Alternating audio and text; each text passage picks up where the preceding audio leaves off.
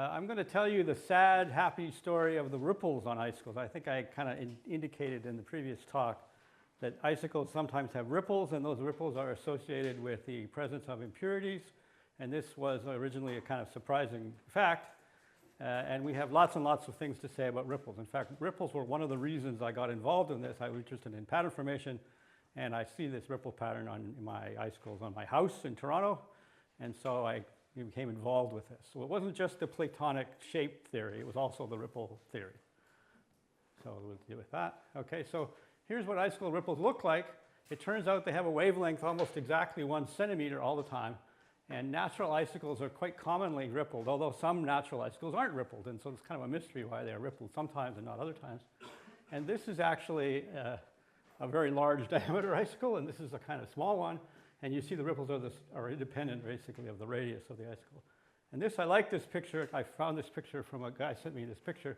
It's basically light shining through a bunch of icicles under a dock. So you can see that the ripples act as little lenses, and you can see that the incredible uniformity of the ripple wavelength on all these things. And this is an icicle which grew on the top of my house. And I had a deck on my house, and I could go up there with my camera and mess around taking pictures of ripples. And so you see, the ripples are not perfectly organized. They are kind of blobby. I should say that there is an analogy, as I was saying last time, between cave formations and icicles, between stalactites and icicles. There's also sometimes you see in very still air in caves, you see stalagmites. So stalagmites are things that are on the floor of the cave. And here are some ice stalagmites. And I've never seen one of these out in the wild, okay? But I think they only form in caves where the air is rather still.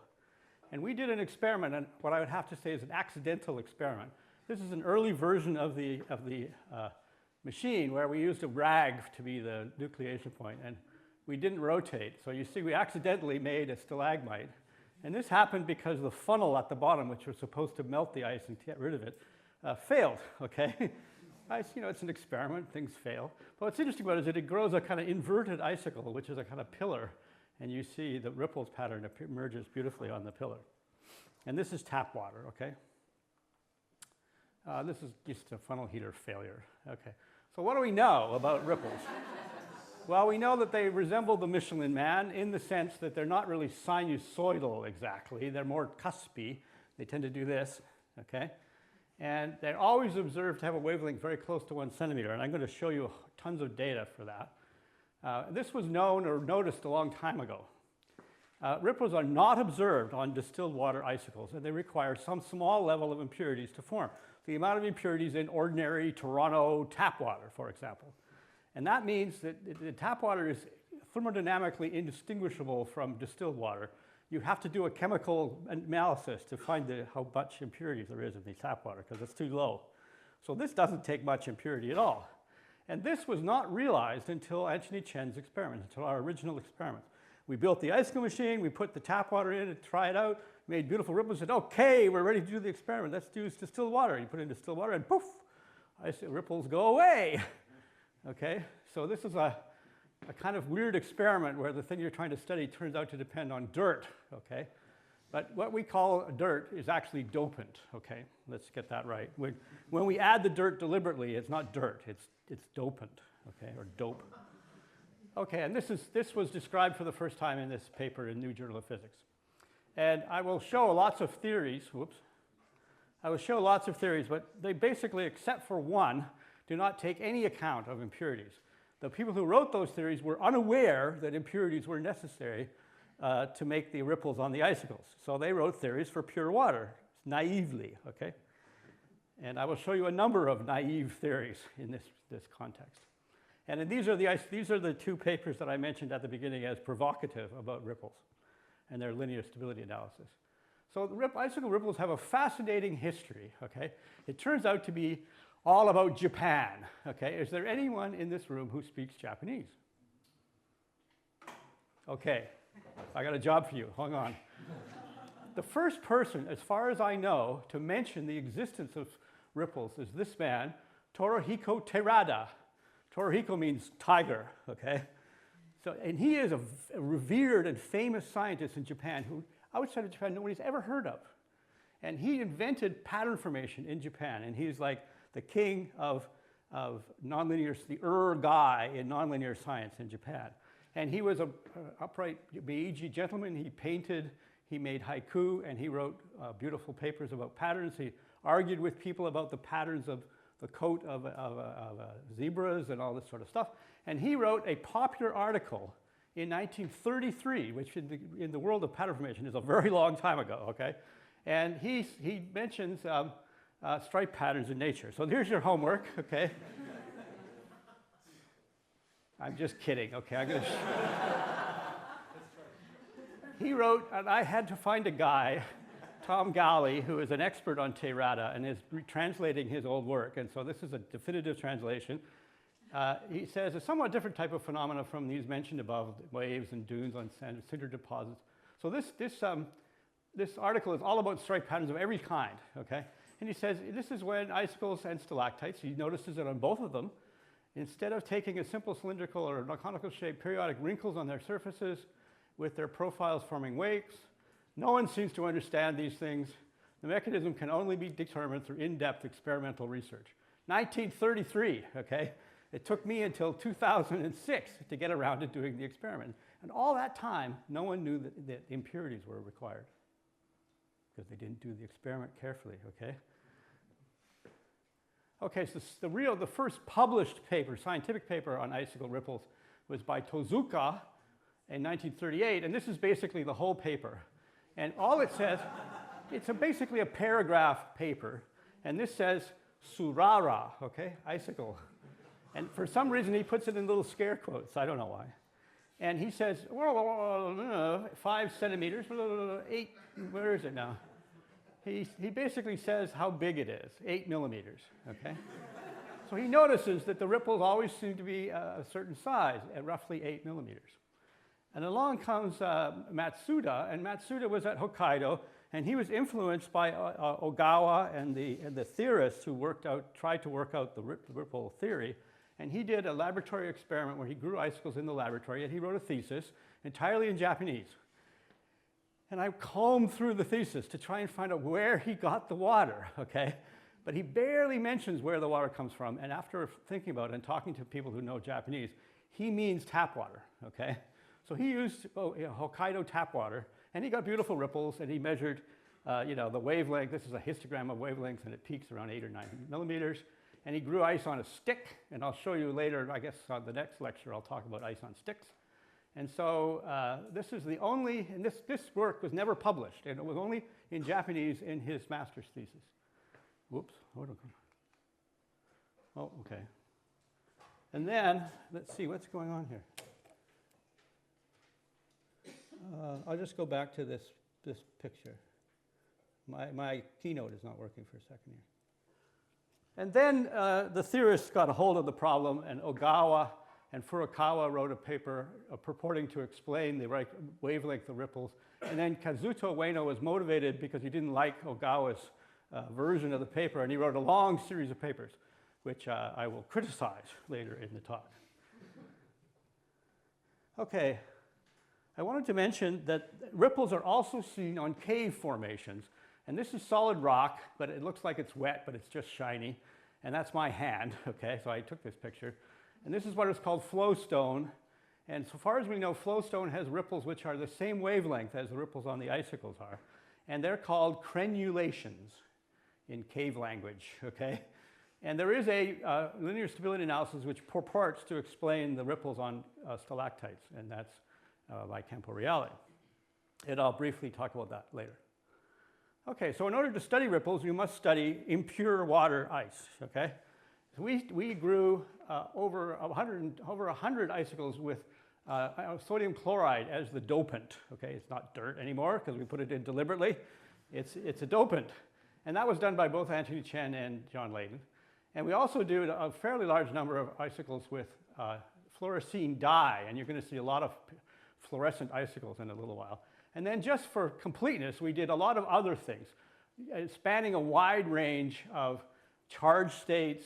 So for example, glucose is uncharged, and some of these have a sodium sulfate has a +3 charge. So when it dissociates into 2 sodium and 1 sulfate. And so the Van 't Hoff factor is 3. And when you do freezing point depression, you have to count all the dissolved molecules as separate things, okay? And so the idea was to span a wide range of this number.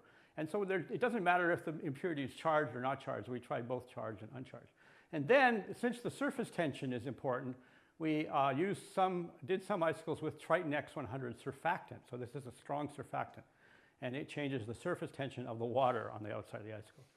So when I talk about a molal concentration, I count all the dissociated ions. So for example, if I put a mole of sodium chloride in, I get 2 moles of dissociated ions. And you have to count that as 2, okay? 2. And TX100 changes the surface tension. Okay, so here is the experiment crucis, the crucial experiment. On the left, we have laboratory distilled water. On the right, we have fairly heavily doped sodium chloride in water. And in the middle, we have a level of sodium chloride which causes the water to have approximately the same conductivity as Toronto tap water, okay? So I like to say this is scientific tap water. It's very small quantity, only 40 milligrams per kilogram of water. That's enough to make this happen.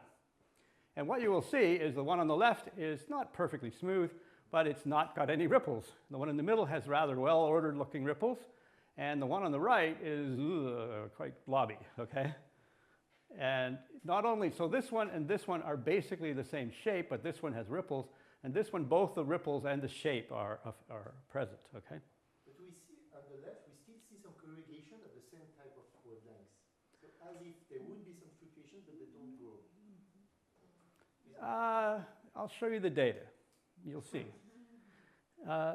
My way of saying it, that whatever you see left on here is residual bumpiness that the icicle just has because it's polycrystalline. But, you know, I'll show you. Okay, so here's the topography. So now we have edge detection. We measured all these edges. And we measured the left-hand edge, I think it is, with this one and spread it out in time. So here's the tip advancing for 4 hours. And here is the detrended shape of the side. And so there is a little bit of signal there, but it's mostly somewhere near 0, okay? That's the distilled water. If you go to the tap water, or the scientific tap water, you see the ripples appear quite soon as the tip advances, and they're kind of patchy, okay? And they grow to a few millimeters in scale. If you look at the heavily doped one, you see the millimeters grow to sort of 2 or 3 millimeters, the ripples grow to 2 or 3 millimeters in scale, and they start right at the tip when the thing goes by. So there, for example, is an incipient ripple. Okay, so since we have 8 rotational views, we can look at all sides of the icicle and measure the ripples on all edges, left and right. So we get 16, in Anthony Chen's experiment, we get 16 edges per rotation.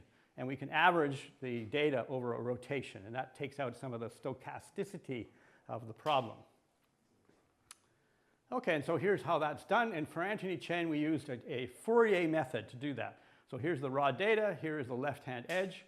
We detrend it in the sense that we take the Fourier transform, throw away the low frequencies, transform back, and so you only see stuff which is close to the middle of the band.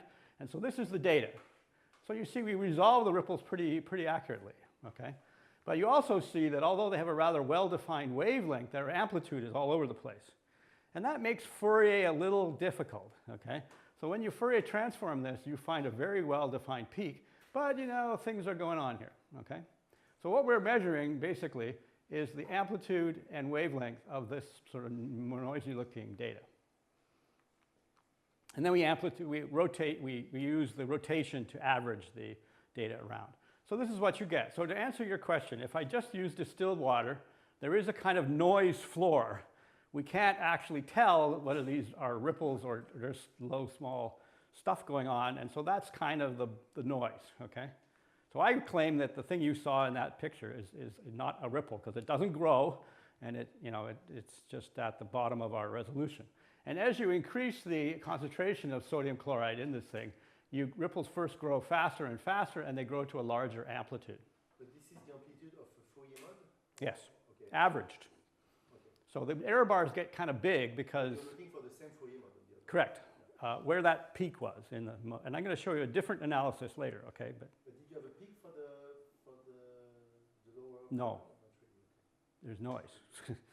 Okay? So one way to go completely insane is to try and find the minimum concentration that produces ripples. Because as you reduce it, it goes down into the weeds, you know, and you can't see it. So I should say, as far as we know, there is no minimum concentration necessary to produce the ripples. We see ripples at a threshold concentration in the noise, but you know, down in the noise, who knows what's going on. Okay, so what about air? Distilled water, we degas the distilled water, but then it drips onto the icicle and it's in contact with the air, and so probably this got air dissolved in it all the time. If you take water, distilled water, and bubble air through it for 24 hours to get as much air in there as possible, and make an icicle out of just distilled water and air, you'd see nada, nothing, zilch, okay? So air by itself does not produce ripples, even though it's a dissolved impurity. What actually happens, I believe, is as the water runs down the surface of the icicle, the air escapes, the dissolved air escapes back into the air, and so that's not an issue. Now you try, well, what if we tried Triton X100? If you put a tiny quantity of Triton X100 in, you can show that it drops the surface tension of the water by 45%. But the concentration of this stuff is still a very low concentration if you think of it as an impurity. We believe it's mostly on the surface, but even if you think of it as dissolved, it doesn't produce any ripples. Okay, now, you know, things get terrible because you're trying to graduate and, you know, the experiment keeps getting more complicated. If you put Triton X100 and sodium chloride together, you see ripples which at first blush look just like the ripples you got for the same concentration of salt without any surfactant in it, okay? And I'll come back to this point, okay? But the take home is air doesn't produce ripples, surfactant by itself doesn't produce ripples, and more, okay, let's just go for it, okay? And more salt in the water produces bigger and bigger ripples, okay? Stephen, sorry, but the frequency is always the same. I will show you in detail what the frequency is.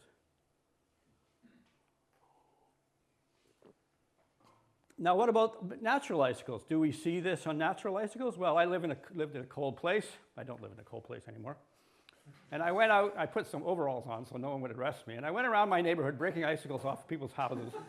And I took them home and I melted them and I gave them to the chemistry lab to measure their concentration of impurities. And they're all over the place.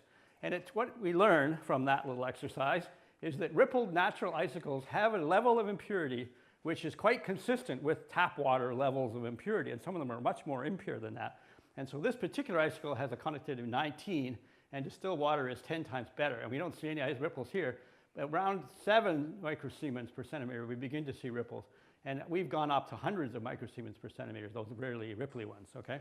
So I claim that although the impurities are different, we'll get back to that in a second, the ripples we see on natural icicles are perfectly consistent with what we're doing in the laboratory. We're just controlling something that's already there in nature, okay?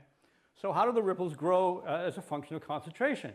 So this is for salt. We put in this much salinity over many orders of magnitude, and you see a very rough upward trend. And as the salinity gets quite large, the amplitude gets quite noisy, okay? But roughly it grows like the logarithm of the concentration, which is very weak. Now you may ask, why would it grow like the logarithm of concentration? We have no idea, okay?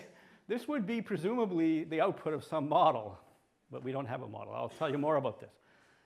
Now here's what you were asking. What about the wavelength? Well, over a very, very wide range of salinity, this is Chen's data using the Fourier method. There is no trend, okay? For different flow rates, for different concentrations, for different temperatures. This is actually the air motion in the box. All of these things, the wavelength is independent of the concentration over a wide, wide range. And we get an average wavelength from this data of 1.04 centimeters. So I always say if you're lost in the woods and you break off an icicle, you can use it as a meter stick. Yeah. And the Triton also doesn't have an effect on lambda? Hold that thought, okay? I'm going to come back to that point. These are none of these have Triton X in them, okay? They're just salt. Okay, so you remember I talked about cessation, the tendency of icicles to stop growing, even impure ones, okay? So here's a salty icicle. I forget what, oh yeah, so here's the concentration, the temperature, and so on.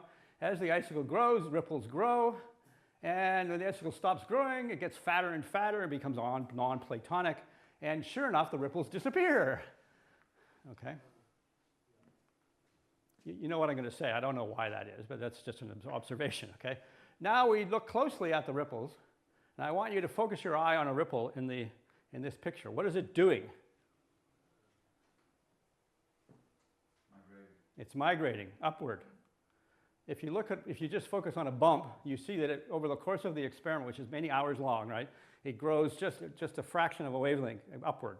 Now the ice does not go anywhere. It is forming new ice on the upper side of the existing ripple, and so the ripple goes upward. Okay? If you do the same experiment for a very high concentration of salt, now tell me what you think. It's obvious that they go downward, or at least sort of messily, but they go downward. Okay, so if you measure the velocity of the ripples as a function of the salinity, you find for low salinities they have a rather well-defined velocity, which is positive upward. And as you increase this, it crosses over to a somewhat more uncertain velocity. This is more disordered, but on average they go downward. Okay. So there used to be two theories of icicle ripples. One said the ripple should move up. The other said it should move down. There's two theories, two theorists, two signs of result. Okay, and what do you know? Both of them are true. Okay, so we don't understand this, but the ripples, as they get bigger, also become more disordered, and they begin to travel both up and down. There is zero data on stalagmites or stalactite ripples. It's very difficult to get them, but I happened to be visiting Okinawa, Japan, and I met Mirona Chirienko, and she showed me this section stalagmite in her laboratory, which she sectioned for oxygen isotope measurements, which we heard about. And if you're a believer, I guess, you look closely, you can see there are ripples there, and they seem to move up as the stalagmite grows. So there's some circumstantial evidence that the ripples on stalagmites also move. Okay, but this is like an Elvis sighting. We've seen it once, okay? Okay, so along comes John Leyden, and he tries all sorts of different impurities, including sodium chloride, fluorescein, sodium sulfate, blah, blah, blah. And we count as the concentration, the concentration of all dissolved species. So for example, D-glucose is just the concentration of glucose. The concentration of sodium chloride is twice the concentration of sodium plus chloride, and so on, okay? And sure enough, you get exactly the same result. Oh, and I should say he didn't use a Fourier method, because the Fourier method is difficult. He used a much more computer-intensive method, which we think of as bump hunting, okay? You look for a maximum or a minimum in the signal above some threshold, and then you find out how far apart are those and how far vertically they are, and you can get the amplitude and wavelength that way in real space, okay? And that turns out to produce way more data. He also took 16 pictures per rotation, so that's 32 edges every 8 minutes, okay, for hours. So this is heavily averaged data. And now we see the wavelength is about 9.39 millimeters. This is consistent with the other one because the two ways of measuring the wavelength are quite different from each other, and it's not too surprising that they have different systematic effects. And so the fact that this wavelength is independent of the concentration tells you nothing, but we believe that it's colligative, and that means that it doesn't depend, it depends only on the molar concentration of the impurity and not on the species of the impurity. So for a simple solution, the freezing point depression, for example, depends only on the concentration of the impurity and not on whether it's soap or not whether it's glucose or sodium fluorescein or something else, okay? It doesn't depend on the molecular weight or the charge state or any of that. And that's because things like colligative properties only depend on the entropy change, entropy of mixing, and that only depends on the concentration of the stuff and not the species of the stuff for a simple solution theory, okay? You heard all about this, I guess, this morning. Okay, so what else? So now we measured A max. So how big, what is the maximum value that the amplitude grows to as a function of all different impurities and concentration? And what you see is for many different impurities, it basically gets bigger. So the ripples get bigger and bigger as you increase the concentration. And this is for a range of different temperatures and flow rates. If you restrict yourself to just 14 degrees, minus 14 degrees, and one flow rate, you still have enough data. You can see that it basically goes up. And so Amax is colligative too. It doesn't depend on the species. And here is the velocity of the tip. It's almost essentially independent of the concentration for all temperatures and flow rates. And you can, if you go to specific temperatures and flow rates, you see that it basically has no trend. And so we think the tip velocity is also colligative. It depends on the concentration, but only on the molar concentration of the impurity and not its species. Okay, and just to be complete, here's the radial growth rate, and it also shows the same situation. It gets bigger as a function of temperature, as a function of concentration, but basically it doesn't have any trend as far as different species go. Okay, so what about the surface tension? Okay, so one thing about surface tension is that it's non-colligative. The surface tension, different species are more surface active and less surface active, so it matters what the species is. And TX100 is a really strong surfactant. So we've put in 10 to the minus 3 weight percent of TX100, and that's enough to reduce the surface tension by 50%, even though it's a rather small concentration of impurity. Okay? Now to make the impurity, the rest of the impurities, we add sodium fluorescein, which is fluorescent dye. Okay, you ready? Here's what the icicle looks like. Now I want you to focus on the ripples. Don't look at the colors right now, okay? What do you think the ripples are doing on this icicle?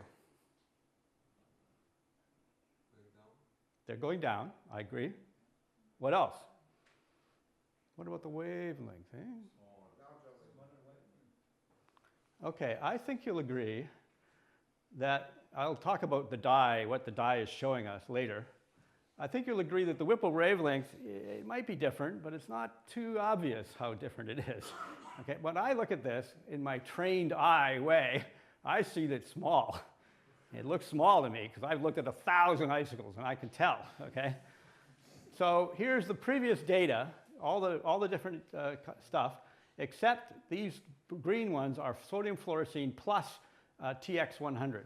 And the average of those is 8.6 millimeters, and that is significantly below the average of all of the data before.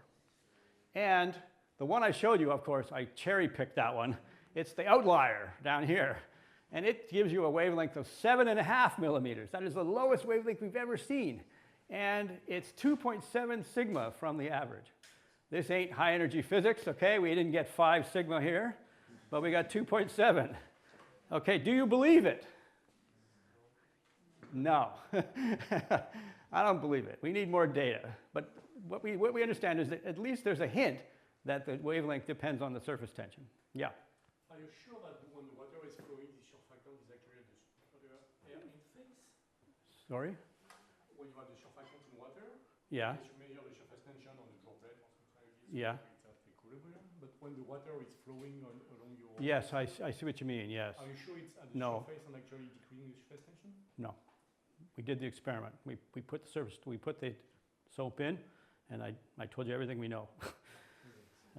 If you would like to go and measure it carefully, I would like that. But I don't know any more than I've told you so far. I don't know how fast it goes to the surface. I think conventional wisdom would be that it's fast. The flows here aren't particularly fast, so, What we have are images, and what we can do with an image is we can measure the color of the dye and the topography of the side of the icicle. That is what we can do, okay? If you can do more, then do it. I want to hear it. Okay, so, maybe. All right, now we have to tell the unhappy story, okay? The theory of icicle ripples is a bit of a shaggy dog story, and I'll tell you all the little ins and outs. The first attempt to explain the icicle ripples was Ogawa and Furukawa from Hokkaido, and they wrote one paper on this, and I have to say I found it rather difficult to understand this paper. This motivated Kazuto Ueno to start a long series of works on the question of linear stability of icicle ripples. So basically he wants to analyze the flow of the liquid down the surface and look for a coupled fluid mechanical and freezing instability which produces a wavelength which explains the universal wavelength. Unfortunately, he was unaware that impurities were necessary. Both of them were unaware that impurities are necessary. So their theories are for pure water. So we can say right off the bat that they're wrong because for pure water there are no such ripples, okay? But there's more to the story than that. He wrote this paper, one of his seven papers, And if you go to this paper, he examines in detail the differences between his model and Ogawa and Furukawa's model. And they differ in their choice of temperature boundary conditions. And I will explain those boundary conditions in a minute. We picked up on these models, and we attempted to, John Layden, my student, attempted to generalize the model to include impurities. And we'll discover to our horror that these boundary conditions cannot be generalized to include impurities. So we had to change the boundary conditions. Finally, last year or so, or the year before, Grae Worster cleaned up everything, okay?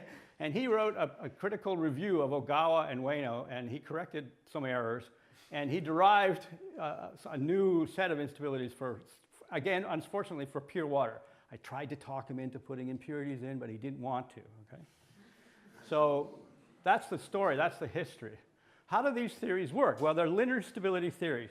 The first assumption is the icicle is covered with a uniform thin film of flowing water, and it turns out that when they put the flow rate in, you get about 0.1 millimeter, 100 micron thick film, okay? And that's supposed to be flowing over the whole surface at uniform thickness in the basic state. And that's what's called H here. So here's ice, water, and air. And if you calculate the temperature difference across the water it accounts for the rate at which the ice grows, you find it's really small. It's 75 millikelvin. It's tiny. So that is driving, in this theory, that is driving the whole freezing, okay?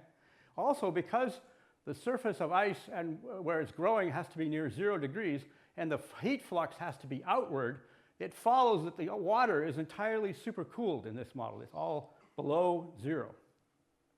Then it's very thin, so you can say, well, it's a parabolic shear flow, and you can calculate the effect of the parabolic shear flow on these things.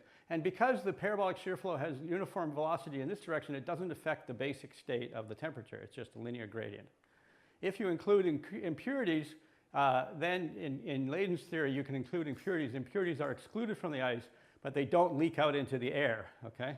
And so there's a basic state of impurity concentration too. So what you do then is you make an infinitesimal perturbation, which is called eta, of the ice water surface with wave number k and growth rate sigma. This is an exponentially growing infinitesimal perturbation, an assumption, okay? Then you can solve the Navier-Stokes equations for the flowing water perturbatively, and you can account for, you find the secondary flow. That is the flow that is generated by that assumed topography. It's infinitesimal, okay? And using that, you can solve this thing called the fourth order or Sommerfeld equation, and you can calculate the perturbation of the free surface. The free surface has free surface boundary conditions and also surface tension, okay? And so this is uncontroversial. It's messy, but there's nothing controversial about this. So once you've done all that, the idea, so I should mention that the solution of the fluid problem depends on the Reynolds number, which U is the velocity of the surface, H is the thickness, nu is the kinematic viscosity, and it depends on this other thing called the Weber number, which contains the surface tension. Okay, so there's a dimensionless surface tension in there. And then you take that flow and you drive a steady state temperature equation, advection diffusion equation for the temperature. It's steady state because you assume that the temperature, and later I'll show the concentration, respond instantaneously to the slowly growing ice surface. Okay, it's exponentially growing but slowly. And that gives you this advection diffusion equation. It depends on the Peclet number, and the Peclet number, that's the diffusivity of heat in water. And in the experiment, it's around 5, okay? Then you apply the Stefan condition. So this is the velocity of the growing surface. It contains the only temperature dependence. Let me just go back one. The only temperature dependence, the only temperature dependence is in the exponentially growing surface here. All the other temperature dependencies are assumed to match up with that. And then you match that with the gradient of the temperature at the ice-water interface.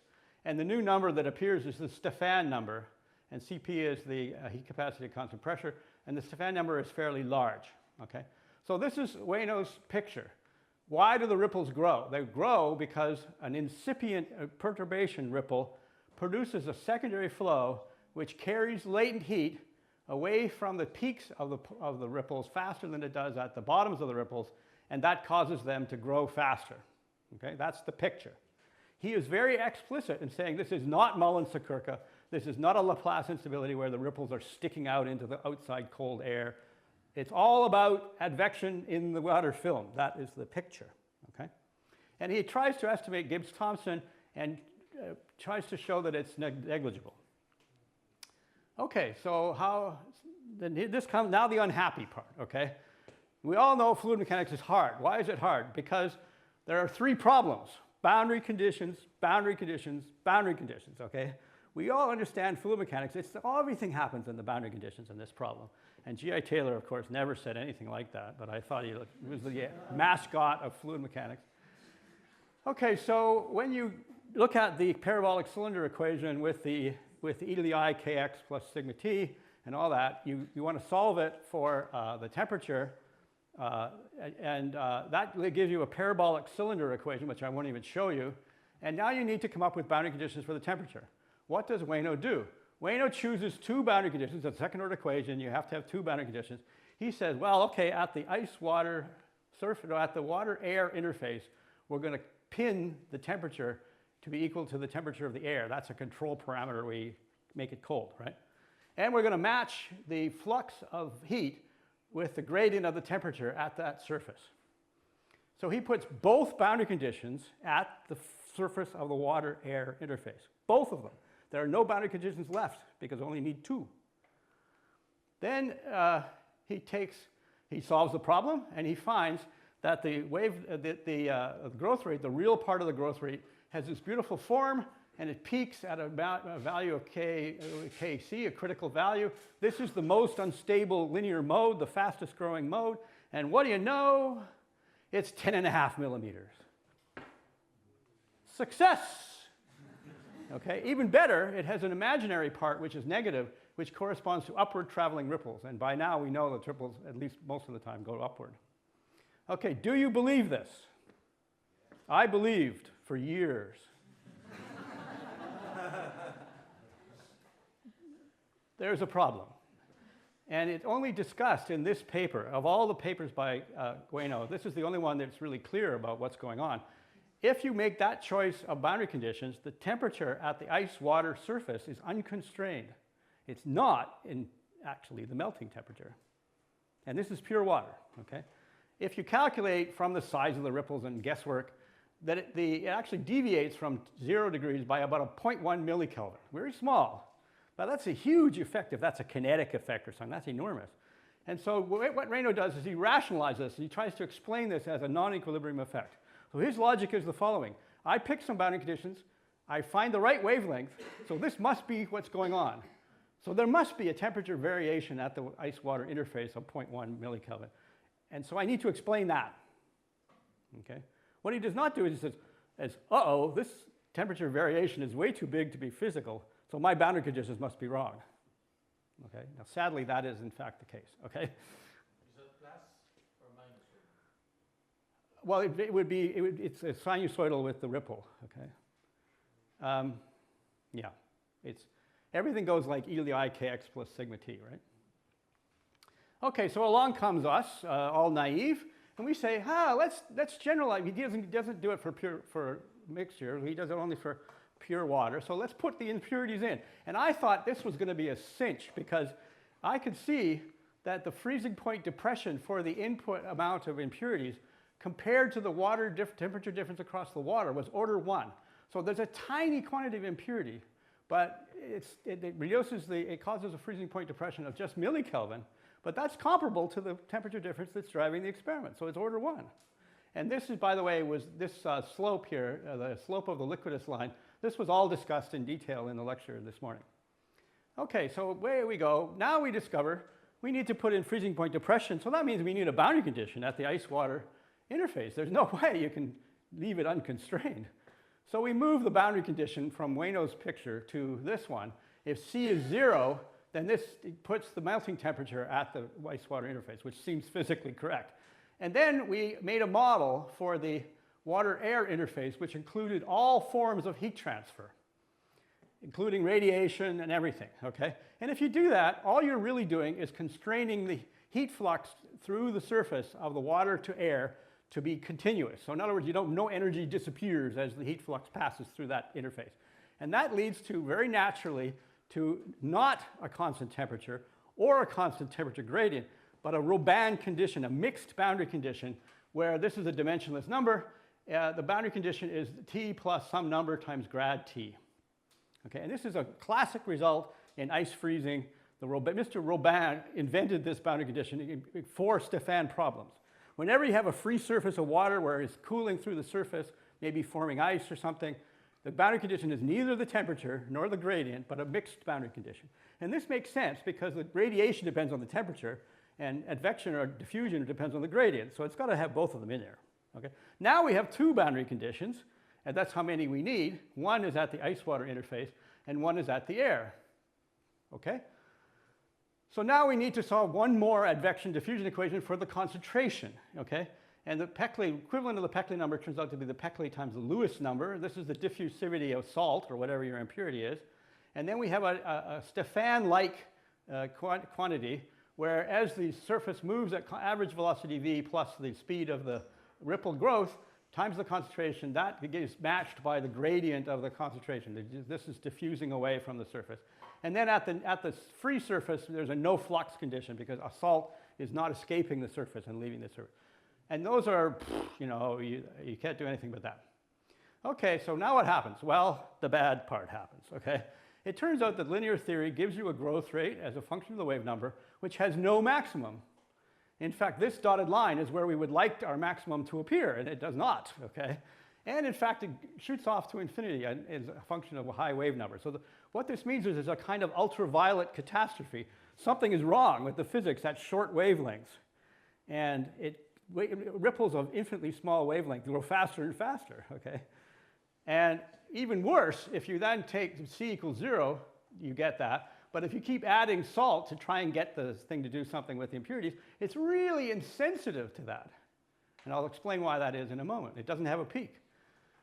Now you can mess with the Weber number. You can change the surface tension and see if that helps at all. It does not. It causes the impurities, changing the Weber number still gives you a divergence at high wave number.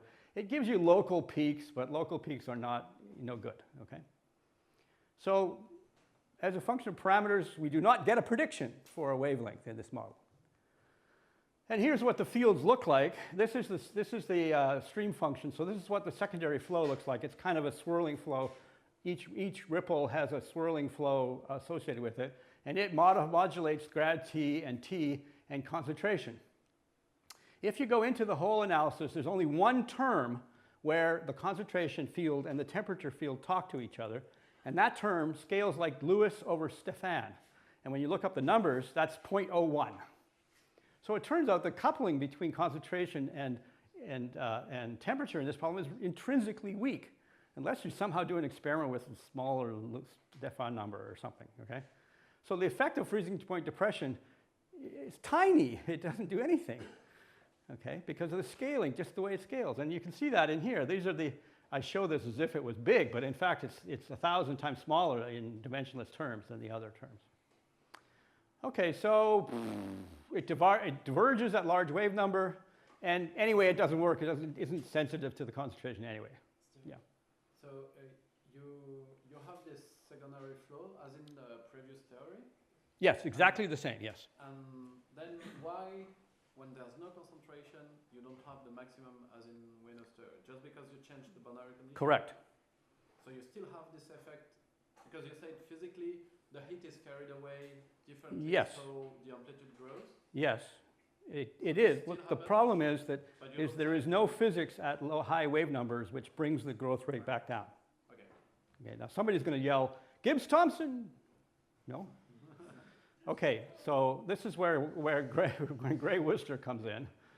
Okay, so Grae Worster wrote a paper, and what he does is he says, let's reconsider all the pure water models that happened before. I wasn't able to convince him to put in impurities.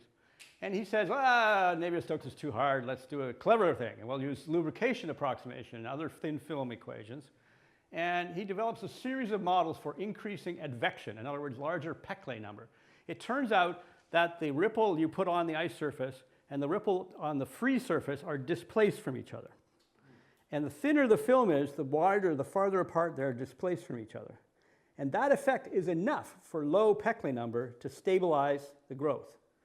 For higher Peclet number, like 5, it's not enough. Okay? And this is what he finds. A series of growth curves, those very low Peclet number ones, go back down again, and they give you a predicted wavelength. And as you increase the Peclet number, the divergence that we saw before comes back. And low at 0 Peclet number, so you just neglect advection, you get a 5 millimeter wavelength. And as you increase toward the physically reasonable Peclet numbers, the wavelength just gets smaller and smaller, okay? And so what he finds is that at the highest Peclet numbers, the Gibbs-Thompson effect, which is I assume that you know what the Gibbs-Thompson effect is. Does anyone not know what the Gibbs-Thompson effect is? No? Okay. The freezing temperature of a flat surface is modified if you curve the surface, okay? Because there's a surface energy and a surface tension associated with curving the surface. So in dendritic growth models, as the dendrite pokes outward, there's an effect which prevents small wavelengths to appear. Basically, the surface tension fights the small wavelength part, and that stabilizes a certain wavelength for a dendrite in Mullen-Sakirka theory of dendritic growth. Those length scales, however, are so tiny that they're much less than a centimeter. So that's why we always thought that they were negligible. Okay? But Gibbs-Thompson turns out to be this thing that saves you at high Peclet number. And he calls it an unexpectedly large Gibbs-Thompson effect. And so this one is the Peclet number 4 prediction. And sadly, the wavelength just gets smaller and smaller. So it doesn't match the model. It doesn't match the experiment. And by the way, this is still a pure water theory, and so there are no impurities anyway. Okay? So it's like, I hate this. This is a fancy restaurant, and you know, the portions are so small. I hate the food, but the portions are so small, you know? Anyway, so what he does is he talks about all the boundary conditions, and he criticizes the unphysical boundary conditions from Ueno. Okay, so what about stalactites? There is a model by Camporeale et al. Which uses the same physical model as Anne Montgruel talked about.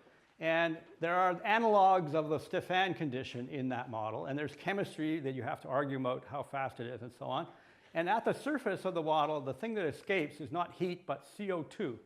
And CO2 does not produce the rising boundary layer there. And it's not clear to me what the boundary condition on the CO2 flux should be. What happens is, in this model, he uses boundary conditions which are analogous to Ueno's. He fixes the value, and this is what we were talking about the other day, he fixes the value of the CO2 on this surface to that of the atmospheric pressure. That's this law. Now there's no analog of that in the temperature for the icicles, okay? So maybe this is correct in this case, but wrong in the icicles, okay? And of course, what he does is he finds a wavelength of 1 centimeter, which is what we're trying to find. Okay, so maybe this is right. I have to say that I don't understand it well enough yet. So go away, homework problem, okay, for the student. Go away and re-examine this in the light of Worster's paper. Okay? All right, so where are we? What is the status? What does my time look like? Do we have any time left? 5, 10 minutes. Okay, I'm done anyway. We have no satisfactory stability analysis that accounts for the ripples and their dependence on impurities. All the theories of ripples are either wrong or they're for pure water only and they produce ripples that we don't see. If you add impurities using freezing point depression, which I claim is the only physical mechanism we can think of that's colligative and which couples the temperature and the concentration, then it turns out that it's just insensitive to that. And that doesn't help us. And if you go to Worster and you use a different formulation for pure water, you get instabilities and ripples, which is good news, okay? But they're too small to explain the effect, and besides, they're for pure water. Okay, so it's not a happy story, I'm sorry to tell you. And it will turn out, in lecture 3, I will demolish almost every assumption that underlies these models, okay? They assume a uniform thin film flowing down the surface. There is no such film. If you look at it, it's got inhomogeneous flow. And so, all these models have to assume that the surface water is supercooled because of the way the boundary conditions work. If you break the axis symmetry, there's no reason for that to be true. So the water doesn't have to be supercooled anymore. So all the assumptions turn out not to be true. And if you look closely experimentally, you find that that's the case. Fin. Okay.